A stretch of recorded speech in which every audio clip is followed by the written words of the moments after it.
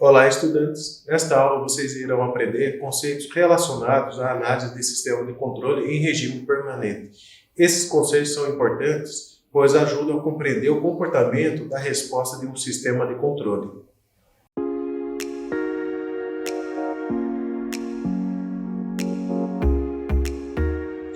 No sumário, iremos abordar conceitos sobre sinais. Também iremos abordar conceitos importantes no estudo de resposta transitória. Iremos abordar sobre sistemas de primeira ordem, e seu comportamento na resposta transitória. Também iremos abordar sistemas de segunda ordem e, por fim, iremos abordar sobre definições usadas em resposta transitória. Então, começando com sinais, para analisar as características de um sistema de controle, aplica-se sinais típicos de teste na entrada do mesmo, como, por exemplo, o sinal degrau unitário, sinal rampa, sinal impulso, sinais senoidais e entre outros, A finalidade de se aplicar o sinal em si, é obter o quê? Uma resposta para que se possa ser analisado o seu comportamento. Nessa disciplina, iremos analisar somente, o efeito do sinal degrau unitário, que observando aqui no slide, pode-se observar que o sinal degrau unitário, ele tem o formato do que? De uma onda contínua, de amplitude 1. Agora irei falar sobre conceitos importantes. A seguir serão apresentados os seguintes conceitos utilizados em análise de sistema de controle em regime permanente. O primeiro conceito que será apresentado será sobre resposta transitória e resposta estacionária. Em seguida, estabilidade absoluta. Depois, estabilidade relativa. E, finalmente, erro estacionário. Então, eu irei começar então falando sobre resposta transitória e resposta estacionária. A resposta de um sistema é composta por duas partes, ou duas componentes. Uma delas seria a resposta transitória e a outra a resposta estacionária. A resposta transitória é aquela que varia de zero até o valor final. Já a resposta estacionária seria referente a um valor constante. Para quem já estudou instrumentação, resposta estacionária, ela corresponde, nesse caso, a um valor constante, que nesse caso, seria um valor correspondente a quando o tempo ele tende a infinito. E claro que aqui está a representação matemática, da resposta do sistema, que é a soma da resposta transitória mais a soma da resposta estacionária.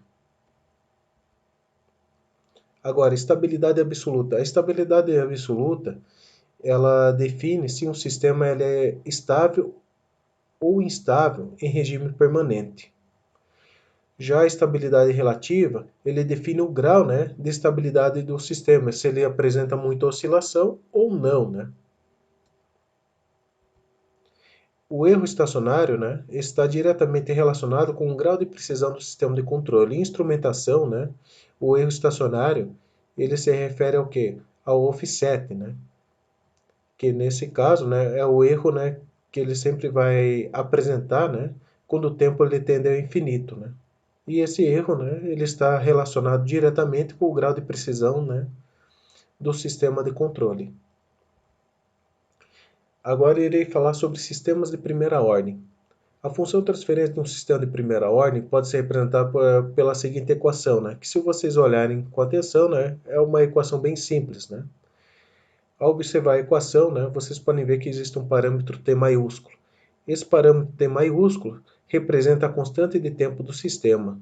A constante de tempo do sistema, ele define o comportamento do mesmo, se o mesmo vai apresentar uma resposta rápida, ou uma resposta lenta,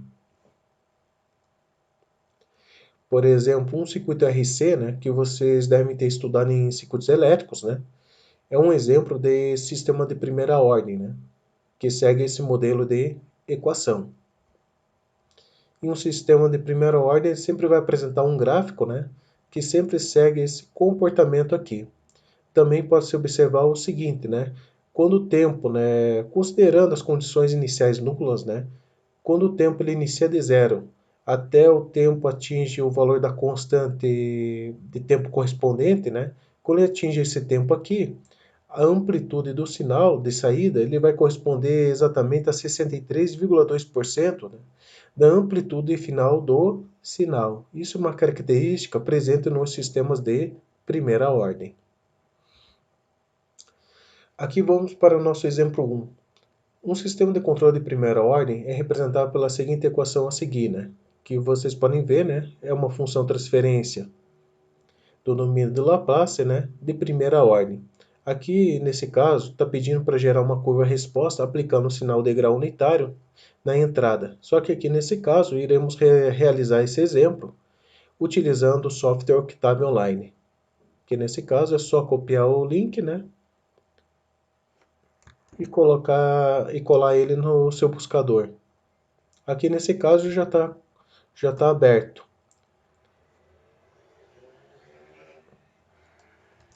Aqui eu vou fazer o seguinte, né?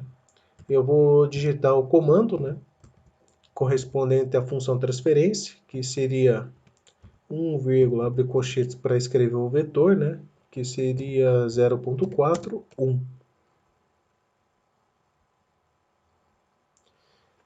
Dá o Enter aqui, percebo que aqui ele já definiu a minha função transferência aqui, né? E aqui ele está salvo no próprio software online. Aqui nesse caso, o que eu tenho que fazer é dar apenas o quê? Um step. A função step do Octave, ele nesse caso, ele acaba o quê? Utilizando o sinal acaba gerando uma resposta, né, em função do sinal de grau unitário na entrada dessa função transferência. Ao fazer isso, ele vai me gerar um gráfico correspondente à resposta.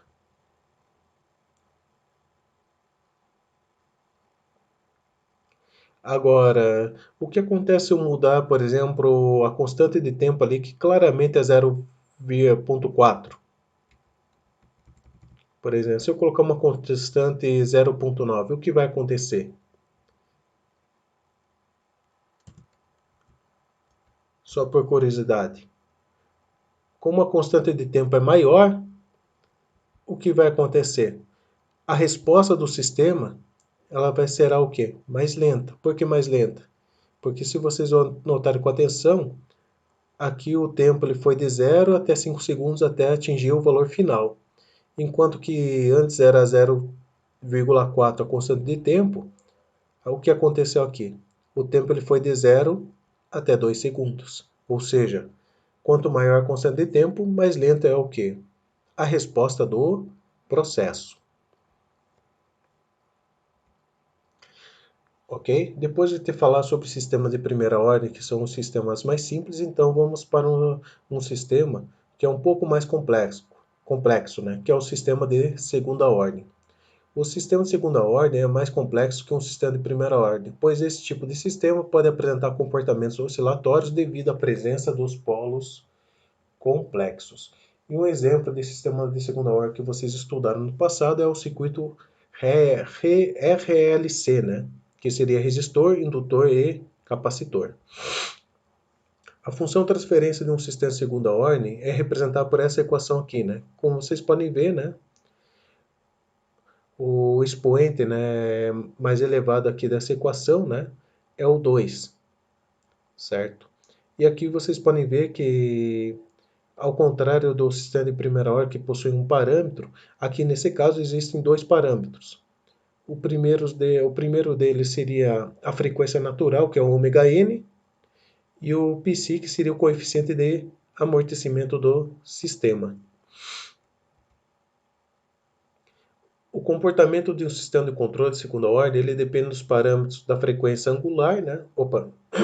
Da frequência natural e do coeficiente de amortecimento. Em função desses valores, o comportamento do sistema pode ser do tipo subamortecido, criticamente amortecido e superamortecido.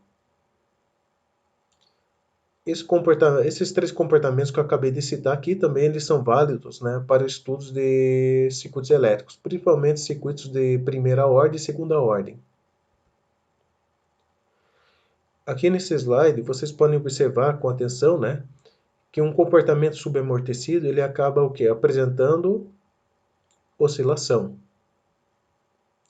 Já no criticamente amortecido, né, aqui as oscilações elas são o quê? Praticamente eliminadas. Já no superamortecido, ele é como criticamente amortecido, ele não apresenta oscilação, porém o tempo de resposta dele ele acaba sendo mais lento em relação ao criticamente amortecido. E claro que todas essas respostas estão diretamente relacionadas com o valor do coeficiente de amortecimento do sistema de segunda ordem. Agora, sistema subamortecido. O que caracteriza um sistema amortecido é o intervalo do coeficiente de amortecimento, que ele está entre 0 e 1. Nesse caso, os polos são complexos, conjugados e se situam ao semiplano esquerdo do plano S. Ou seja, um sistema subamortecido é aquele que apresenta amortecimento. Logo, o intervalo do coeficiente de amortecimento tem que estar entre 0 e 1. E claro, falando mais sobre o sistema subamortecido, a função transferência do sistema de segunda ordem do tipo subamortecido, ela pode ser representada por essa equação aqui, onde os polos aqui seriam o quê? Complexos conjugados. Nesse tipo de comportamento, vocês têm a frequência natural amortecida, que é denominada como ômega-d, que nesse caso é calculada em função da frequência natural e também do coeficiente de amortecimento. Agora, o segundo tipo de comportamento, sistema criticamente amortecido. Nesse tipo de sistema, o coeficiente de amortecimento equivale exatamente a 1. Esse tipo de sistema possui dois polos que são números reais negativos, só que ambos são iguais, que estão localizados no semiplano negativo do plano S. Nesse tipo de comportamento, as oscilações elas acabam o quê? Desaparecendo. Mas por que isso acontece? Porque o coeficiente de amortecimento é equivalente a 1. Se vocês notarem com atenção o intervalo do sistema subamortecido, o coeficiente de amortecimento ele não é zero, ou seja, ele não pode abranger um valor que seja exatamente zero e também não pode abranger um valor que seja exatamente 1. Se o coeficiente de amortecimento for exatamente zero, quer dizer o quê? Que não há amortecimento, ou seja, o que vocês têm é o quê? Um sistema que apresenta o quê? Um comportamento puramente oscilatório, senoidal. E aqui também o coeficiente de amortecimento ele não pode ser 1, porque daí ele se torna o quê? Criticamente amortecido.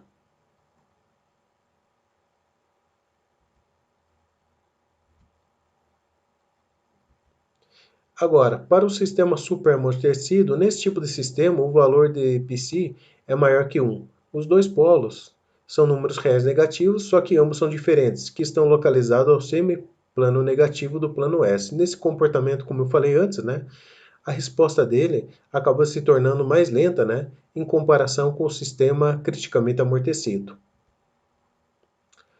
Ok? Agora irei falar sobre as definições usadas em resposta transitória. Como vocês podem ver aqui na figura, aqui vocês têm uma típica resposta transitória, de um sistema de segunda ordem, e aqui aparecem alguns parâmetros que eu vou mencionar daqui a pouco. Como vocês podem ver aqui tem um TS referente a tempo de acomodação, TP referente a tempo de pico, TR tempo de subida, TD tempo de atraso e o MP que seria referente ao nível de sobressinal, que no inglês seria overshoot.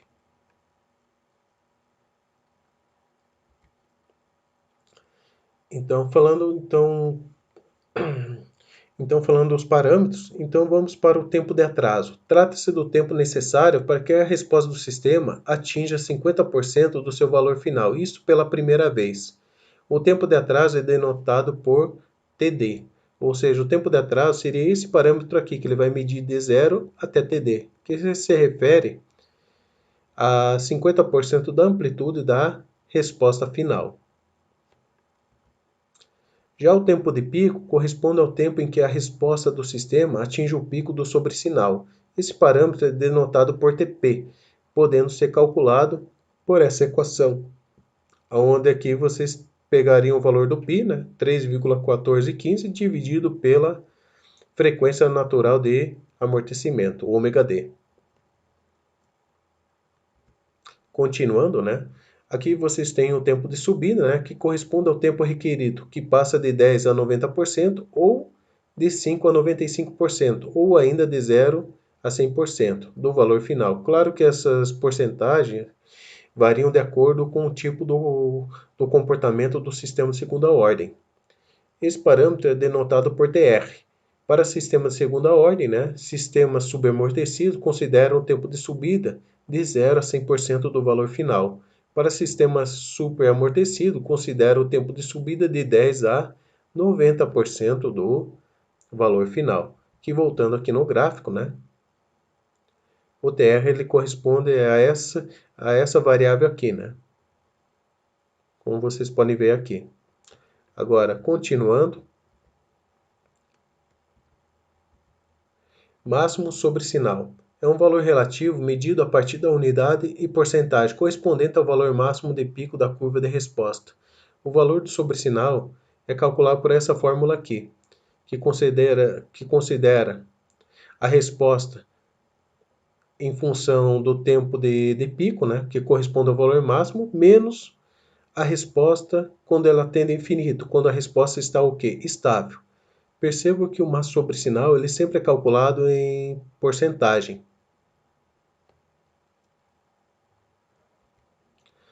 Tempo de acomodação, denotado por TS, corresponde ao tempo necessário para que a resposta do sistema atinja uma faixa de valores em torno do valor final. Tempo de acomodação, ele se refere ao tempo em que o sistema adquire o quê? Uma certa estabilidade. Ou seja, quando o valor final, ele se torna o quê? Estável.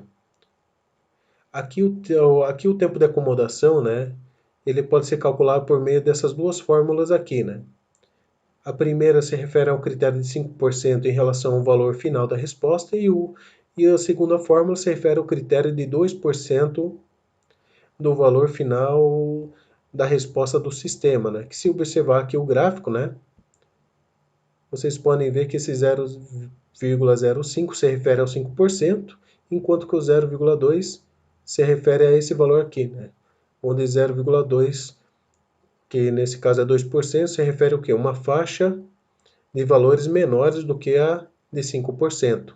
Consequentemente, um critério de 2% vai apresentar o quê? Um tempo de acomodação maior do que o critério de 5%. Como vocês podem ver aqui no gráfico, o tempo de acomodação é quando a resposta do sinal começa o quê? A apresentar amplitudes de oscilações cada vez menores. Ok? Depois de ter passado esses conceitos, então vamos para o exemplo número 2. A função transferência a seguir representa um sistema em malha fechada.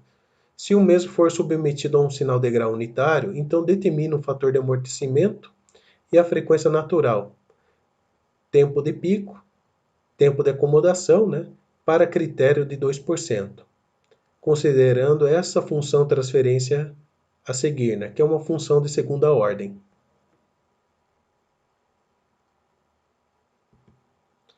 Aqui nesse caso, eu vou utilizar o Word para resolver esse exercício, que eu vou denominar como exemplo 2.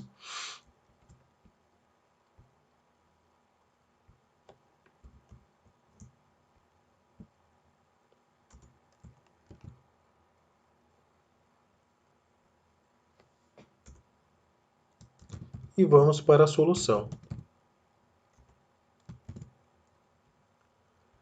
Para resolver esse exemplo, é necessário o quê? Conhecer a equação que representa o quê? O sistema de segunda ordem. Mas para que isso é necessário? Para poder calcular todos esses parâmetros que o exemplo 2 está pedindo.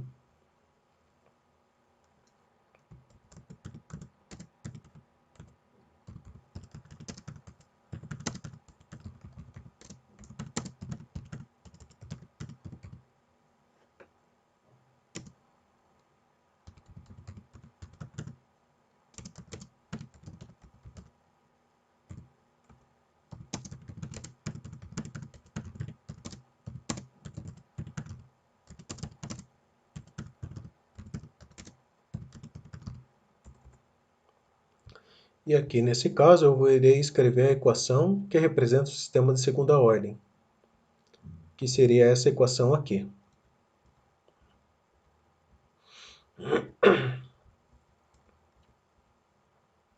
Essa é a equação que representa o sistema de segunda ordem. Aqui eu vou colocar como GDS para fazer correspondência com essa função aqui. Em seguida eu vou escrever cada um dos termos. Começando com a parte do numerador, né?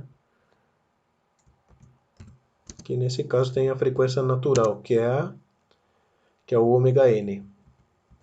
Embaixo aqui eu teria o termo S ao quadrado, mais 2 vezes o π, que é a o coeficiente de amortecimento, vezes a frequência natural.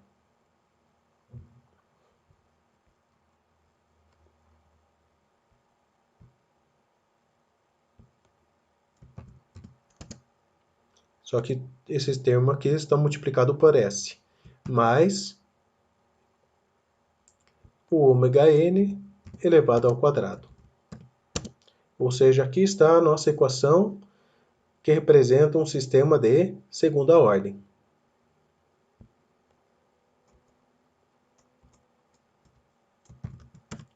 Para determinar os parâmetros, é necessário comparar a equação do enunciado com a equação do modelo de segunda ordem. Só que para fazer isso, eu tenho que fazer o quê? Eu tenho que colocar as duas equações, uma do lado da outra.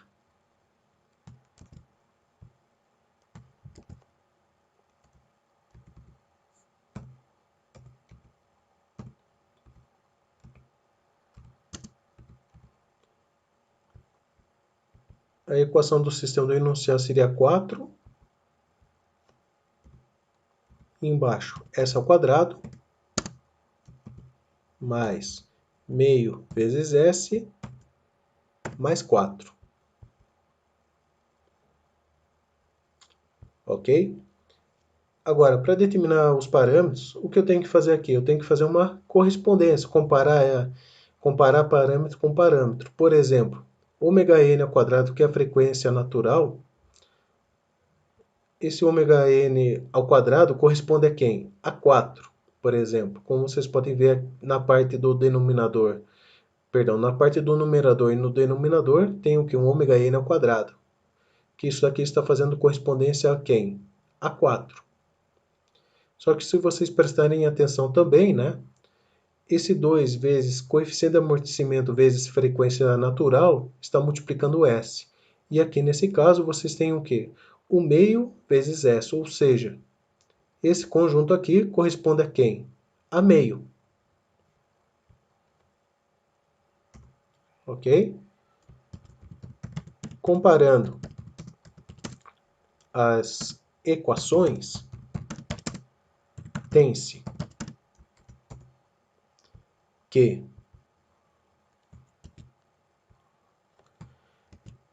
ômega n ao quadrado, que é a frequência natural ao quadrado, corresponde a quem? A 4. Se vocês calcularem a raiz quadrada disso, quanto que vai dar?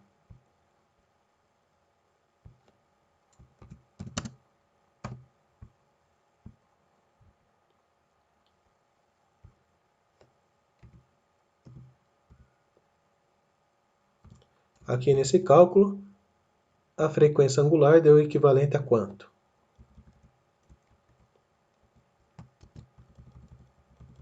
Frequência angular não, frequência natural. Quanto deu?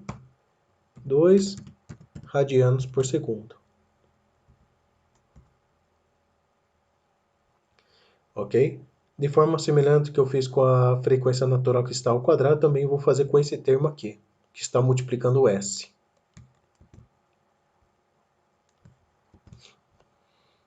Que nesse caso, esse termo equivale ao quê? A 0,5, a meio, né?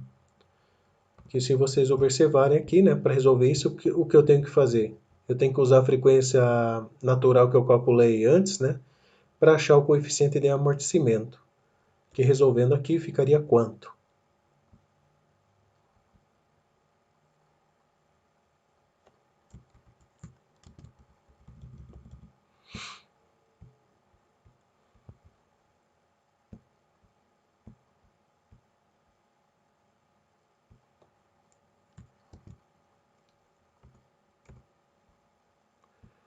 Aqui nesse caso eu vou substituir a frequência natural por 2, né? Que aqui vai se igualar a meio. Agora, se eu isolar o coeficiente de amortecimento em relação a esse 2 e esse 2 aqui que está multiplicando, né? Ficará da seguinte forma. 2 com 2 dá 4, né? Que seria vezes coeficiente de amortecimento. Que aqui isolando, eu teria coeficiente de amortecimento dividido, que seria igual a quê? A meio dividido por 4.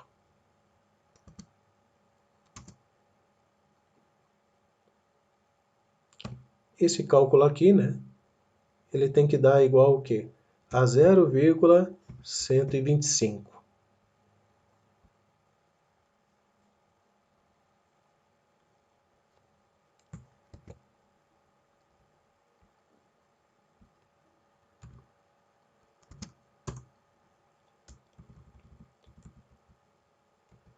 Agora, o coeficiente de amortecimento, ao contrário da frequência natural, ele não tem unidade, porque como se trata de um coeficiente, o coeficiente ele acaba não tendo o quê? Unidade de grandeza física. Aqui eu destaquei tanto a frequência natural quanto o coeficiente de amortecimento, né, em negrito, né, porque são itens, né, que são pedidos para calcular aqui no enunciado. Aqui já tem calculado a frequência de amortecimento. Opa, desculpa. Aqui já tem calculado o fator de amortecimento, a frequência natural. Agora falta quais parâmetros? Tempo de pico e tempo de acomodação para o critério de 2%.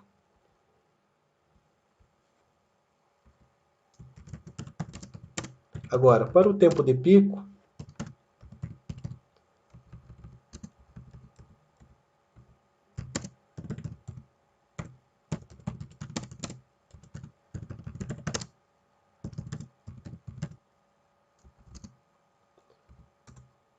aqui para calcular o tempo de pico, vai ser necessário utilizar o quê? A seguinte fórmula,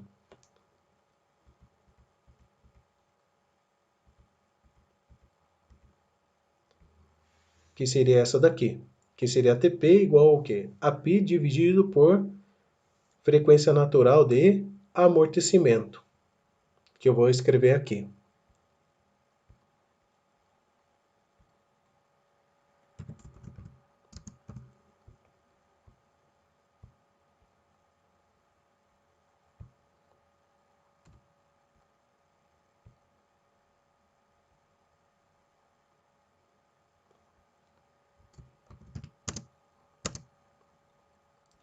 Só que para usar essa fórmula, eu tenho que fazer o que primeiramente?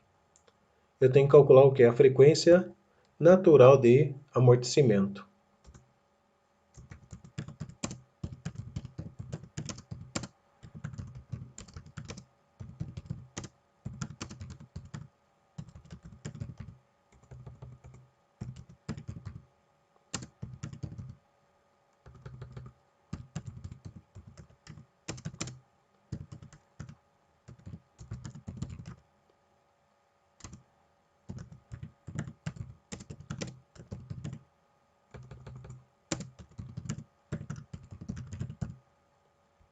Ok?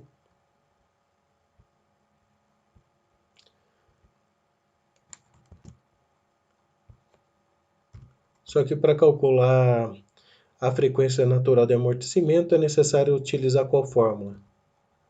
Essa fórmula aqui, né? Pois o exemplo em si, né, pelos valores que foram apresentados, né, ele se caracteriza como um sistema o quê? Subamortecido, certo? Então eu vou pegar essa fórmula e vou escrever aqui no Word.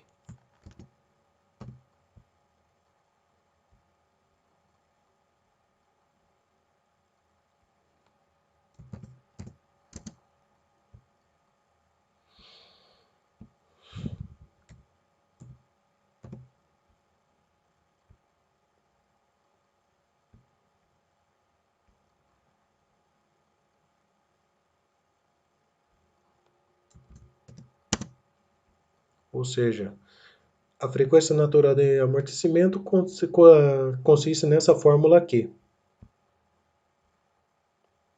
Agora, se eu substituir os valores,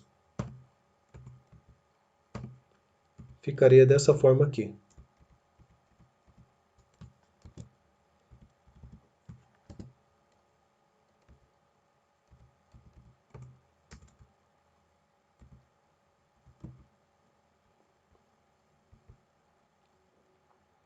Ok?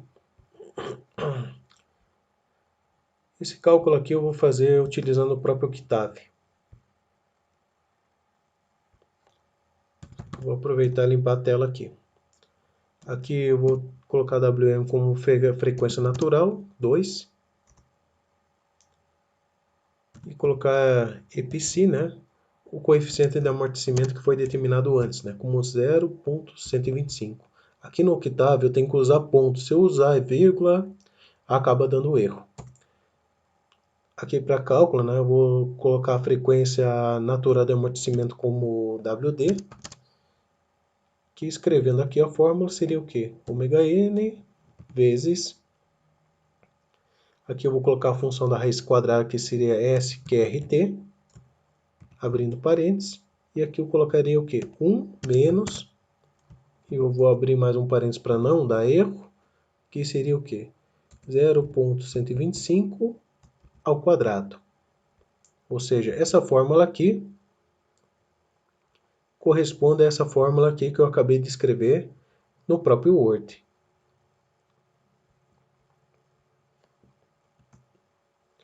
Ao dar o Enter aqui, ele me retornou que a frequência natural de amortecimento equivale a 1,9843 radianos por segundo. E essa é a resposta que eu vou escrever aqui.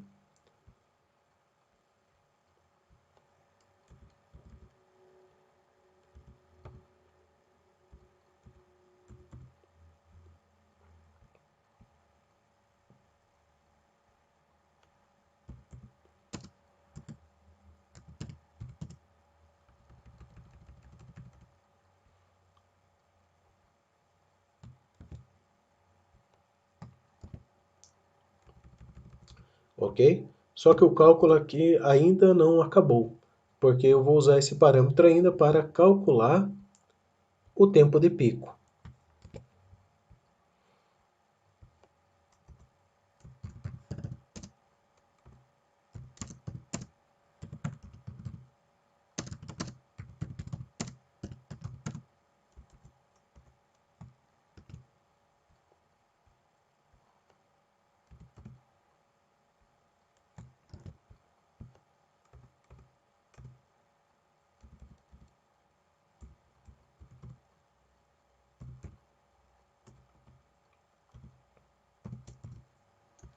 E para calcular o tempo de pico, basta eu pegar o π, né, que seria o 3,1415 alguma coisa, e dividir por 1,9843.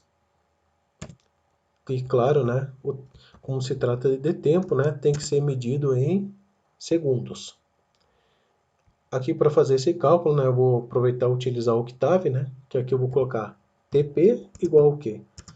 Vou colocar aqui π direto, né, porque o Octave já reconhece que π é o número 3,1415 e alguma coisa. E aqui eu vou dividir por WD e dar o Enter aqui. Ao fazer isso, né, ele vai me retornar que o tempo de pico corresponde ao quê?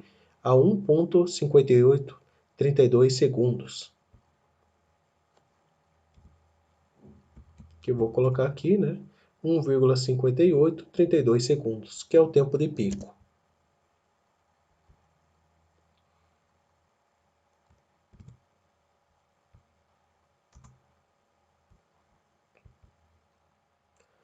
E finalmente, né?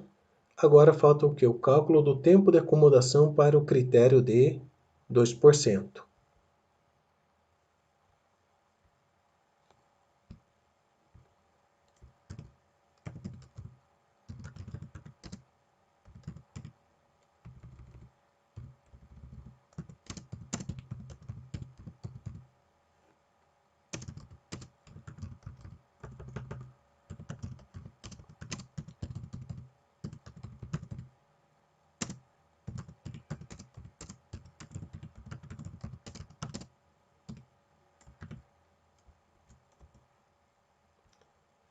Para calcular o tempo de acomodação para o critério de 2%, eu tenho que utilizar a seguinte fórmula.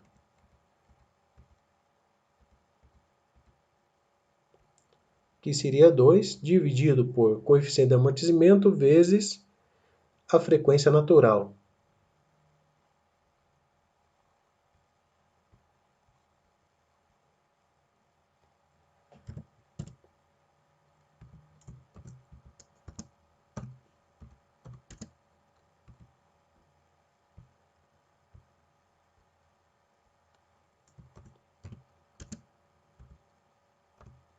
Só para voltar aqui, né, para conferir a fórmula, seria essa daqui. Critério de 2%.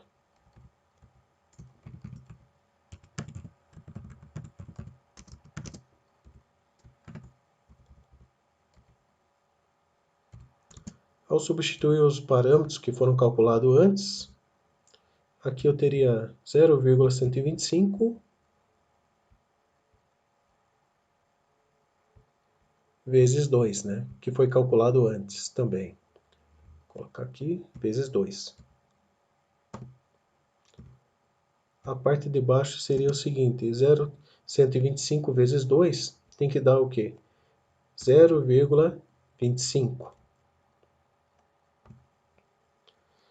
Logo, 2 dividido por 0,25 tem que dar quanto? Tem que dar 8. Logo, o tempo de acomodação será equivalente a 8 segundos. Que aqui eu vou destacar em negrito. Claro que para conferir, vocês podem recorrer ao octave, né? Fazendo 2 dividido por meio.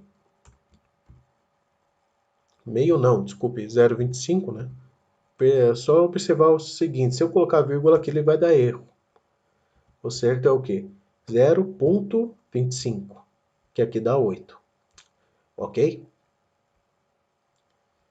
E aqui a gente acaba de resolver, né? O exemplo número 2. Só que esses resultados que eu acabei de fazer agora, eles estão certos ou não? Os resultados em si, né, eles podem ser conferidos de maneira gráfica. Basta eu pegar a equação da minha função transferência do enunciado, né, e digitar ela, nesse caso, definir ela no octave e depois, né, gerar a resposta dela sobre sinal de grau. Eu posso fazer o seguinte aqui, eu vou limpar essa tela e vou definir a minha função. Só para critério de comparação. Aqui eu vou definir 4, aqui seria o quê? 1, meio e 4. Dando o Enter aqui, se vocês observarem com atenção, né? Essa função aqui, né? Ela corresponde à função que está declarada aqui no octave, né? Agora, o que eu vou fazer agora? Eu vou aplicar o comando step nessa função transferência, ou seja, eu vou aplicar a excitação de grau na entrada dessa função para que me gere o que? Uma resposta. Aqui nesse caso vai me gerar o que? Uma resposta gráfica. Ao fazer isso, né, percebo que a resposta aqui em si, né, ele apresenta o que? Muitas oscilações, né? Ou seja, vocês podem ver que essa resposta aqui tem um comportamento o quê? Subamortecido. Aqui eu dei um zoom na figura, né, para a gente poder visualizar melhor ela.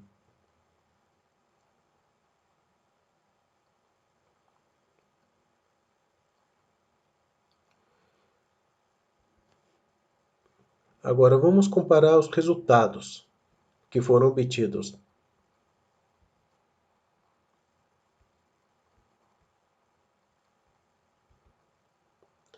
Por exemplo, começando então, por exemplo, com o tempo de pico, que ele está dizendo que o tempo de pico aqui deu o quê? 1,5832 segundos.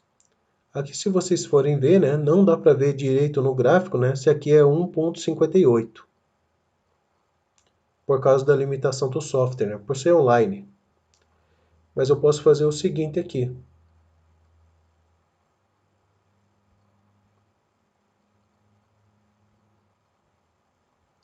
posso gerar uma resposta de grau, só que aqui eu vou colocar um tempo, que seja, por exemplo, que vai até 2 segundos. Ao executar esse comando, percebo que ele gerou uma resposta, né, que vai de 0 até 2 segundos. Só que se vocês observarem com atenção o gráfico em si, percebo que o pico, né, ele ocorre quando? Quando o tempo é próximo do que? De 1,5, como se pode ver aqui. Logo, o tempo de pico que foi calculado aqui no exercício, né, que é 1,58, é próximo de meio. Claro que o pico não corresponde a 1,5, né? Ou seja, essa resposta aqui está coerente do que está sendo mostrado aqui no gráfico.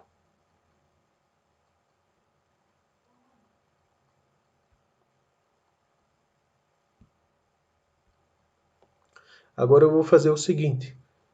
Outro parâmetro que pode ser também visualizado ali via utilização do software que teve é o tempo de acomodação, né? Que o tempo aqui foi correspondente a quanto? A 8 segundos. Aqui nesse caso eu vou repetir o comando step, só que eu vou colocar, por exemplo, 10 segundos para visualizar melhor o gráfico.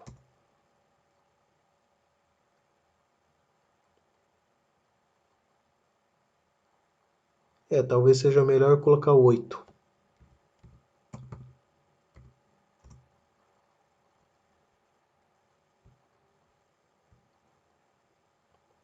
Como eu falei antes, né, podem perceber que a resposta ela tem um comportamento subamortecido, né? E o tempo de acomodação é quando ele atinge esse valor aqui. Esse valor aqui ele estaria aproximadamente, né, entre 1,1 nesse caso de amplitude, né?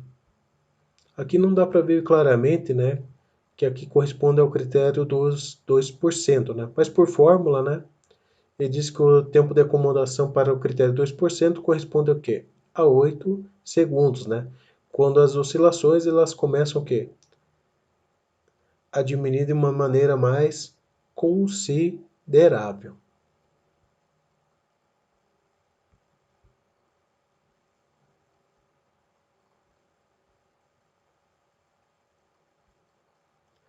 Ok?